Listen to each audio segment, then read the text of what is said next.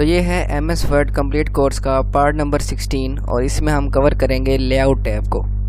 तो यहाँ पर जब हम लेआउट टैब में आते हैं तो हमें काफ़ी सारे यहाँ पर ऑप्शंस मिलते हैं। तो सबसे पहले यहाँ पर होता है मार्जिन्स। तो यहाँ से या फिर उससे पहले मैं आपको बता देता हूँ पेज साइज़। तो पेज का साइज़ सिलेक्ट करना बहुत ही ज़्यादा इंपॉर्टेंट है। तो यहाँ पर आपको काफ़ी सारे साइज़ मिलते हैं, लेकिन सबसे ज़्यादा यूज़ होने वाले साइज़ हैं वो A4, A5, A3 और लेटर, और इनमें से भी और लीगल।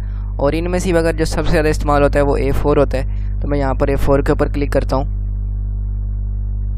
और अगर आप यहाँ पर पेज साइज़ के ऊपर क्लिक करते हैं तो आप मोर पेपर साइज़ के ऊपर क्लिक करते हैं। तो यहाँ पर आप अपनी मर्ज़ी से भी विड्थ और हाइट अगर आपको गिवन है तो आप यहाँ पर एंटर करके अपनी मर्ज़ी का कोई कस्टम जो पेज साइज़ है वो भी यहाँ पर ले सकते हैं। तो मैं यहाँ पर कैंसिल करता हूँ। और उसके बाद ओरिएंटेशन, ये भी बहुत ज़्यादा इंपॉर्टेंट है, आपको मैं ये दिखाता हूँ। तो इसको मैं थोड़ा सा जूम आउट किया तो एक बाज़ का पेज इस तरह से जब हम कुछ भी टाइपिंग करते हैं तो वो इस तरह से प्रिंट आउट होके आती है, लेकिन बाज़ का हमें कुछ इसकी जो ओरिएंटेशन है वो चेंज करनी होती है। जैसे कि यहाँ पर मैं लैंडस्केप के ऊपर क्लिक करता हूँ ओरिएंटेशन में, तो पेज इस तरह का आ जाता है। यानी कि पेज तो प्रिंट वैसे ही होता है जैसे कि पोर्ट्रेट में और लैंडस्केप में, दोनों सूरतों में प्रिंट सेम ही होता है, लेकिन टेक्स्ट की और फॉर्मेटिंग की जो डायरेक्शन है वो चेंज हो जाती है। तो पोर्ट्रेट में इस तरह से हमारा जो डॉक्यूमेंट होता है और लैंडस्केप में इस तरह से होता है। तो उसके बाद यहाँ पर आ जाते हैं मार्जिन्स। तो यहाँ पर मार्जिन्स के ऊपर अगर आप क्लिक करें तो पहले नॉर्मल्स हैं, और अगर आप इसको नैरो करना चाहते हैं तो आप नैरो कर सकते हैं। और उसके बाद यहाँ से मॉडरेट, वाइड, मिरर्ड, काफ़ी सारे यहाँ पर हैं। और अगर आपके पास कुछ गिवन है तो आप यहाँ पर कस्टम मार्जिन के ऊपर क्लिक करें, और यहाँ पर आप टॉप, लेफ़्ट, बॉटम, राइट आप तमाम को यूज़ कर सकते हैं।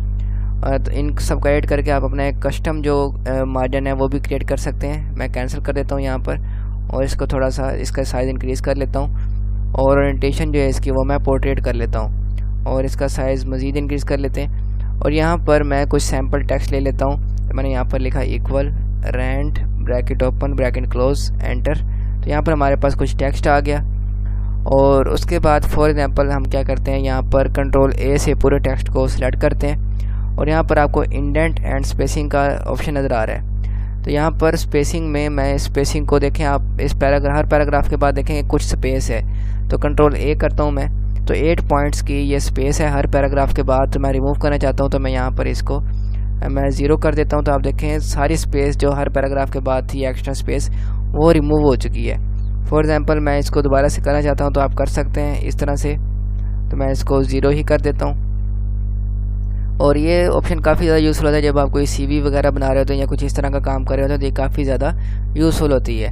और इंडेंट जो है उसको हम ऑलरेडी होम टैब में यहाँ पर डिस्कस कर चुके हैं। तो यहाँ पर मैं लेआउट टैब में दोबारा से आ जाता हूँ, और यहाँ पर मैं आपको कॉलम का जो है ये वाला फ़ीचर मैं आपको बता देता हूँ। फॉर एग्ज़ाम्पल मैं क्या करता हूँ, मैं यहाँ पर बैक स्पेस प्रेस करता हूँ और स्पेस प्रेस करता हूँ, और यहाँ से नीचे वाला टेक्स्ट जो है इसको मैं बैक स्पेस से हटा देता हूँ। अब फॉर एग्ज़ाम्पल अब आप देखें ये सारे टेक्स्ट है वो एक ही सूरत है में यहाँ पर प्रेजेंट है। फॉर एग्ज़ाम्पल मैं इसको डिफरेंट कॉलम्स में डिवाइड करना चाहता हूँ। जैसे कि हमें अक्सर औकात MCQs में करना पड़ जाता है कि हमें MCQs जो होते हैं सारे नीचे वर्टिकली आ रहे होते हैं और राइट साइड पर स्पेस खाली होती है। तो हम क्या करते हैं कि उसको आधे हम लेफ़्ट साइड पर ले लेते हैं और आधे राइट साइड पर ले लेते हैं। तो वो किस तरह से करते हैं कि कंट्रोल A से हम ऐसे सिलेक्ट कर लेते हैं सारा टेक्स्ट, उसके बाद कॉलम के ऊपर क्लिक करते हैं। तो मैं फॉर एग्ज़ाम्पल 2 के ऊपर क्लिक करता हूँ, तो मैं इसको कंट्रोल Z करता हूँ, और मैं दोबारा से कंट्रोल Z करता हूँ। अब मैं क्या करता हूँ, यहाँ पर एक्चुअली ये आइडेंटिफाई नहीं कर रही है पूरे पेज की स्पेस के हिसाब से इसने 2 कॉलम बना दिए थे, तो उस हिसाब से नीचे जगह भी खाली थी, इसलिए 2 कॉलम आपको सही तरह नज़र नहीं आए। मैं यहाँ पर सिर्फ इसको सेलेक्ट करता हूँ और यहाँ पर मैं 2 कॉलम करता हूँ। तो अब आप देखें इस तरह से ये 2 कॉलम्स में डिवाइड हो गए। अगर मैं यहाँ पर क्लिक करूँ और यहाँ पर 3 कर देता हूँ तो ये 3 कॉलम्स में डिवाइड हो गए।